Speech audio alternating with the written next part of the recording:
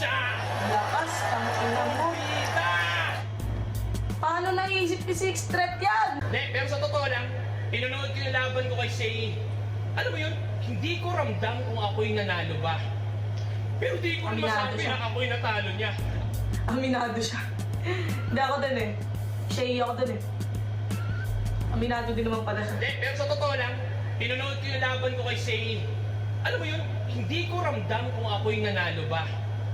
Pero di ko rin masabi na ako'y natalo niya. Ang punto ko'y kaya kong tanggapin yung mga tagilid na laban at ako'y aminado pa. Ang tanong, sa laban mo kay J Black, Pistol, Lanceta, tingin mo panalo ka? Tangina sila J Black, Pistol, Lanceta, inyong agarang pinuntirya. Sunod-sunod yung di makatarungang paghatol, nag-astakang mga pulisya, kurbida. Magbabanggit pa ba ako ng N-word, racism, para maabot niyo yung linya na yung trinabaho nila'y black na may pistol at patalim kaya di makanapan ng hustisya? Kurbida! Connected siya sa black community.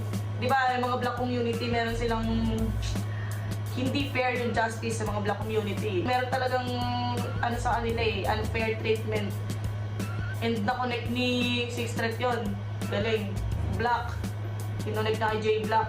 Black community. Then, mga tools sa krimen, like yun, Lanceta. Si Lanceta. Pistolero. Baril. Tapos, ayun, si J Black, Black, tas walang hustisya kasi nga, Black sila. Lakas nito ulit natin. Babanggit pa ba ako ng N-word, racism, para maabot niyo yung linya na yung trinabaho nila'y black na may pistol at patalim kaya di makanapan ng hustisya? Lakas, ang ina mo. Bida! Paano naisip ni Six Threat yan? Kasi yung tinitignan niya sa papel, no? J Black, Pistol, Ted Lanceta. Tapos bigla na maiisip yung mga black community.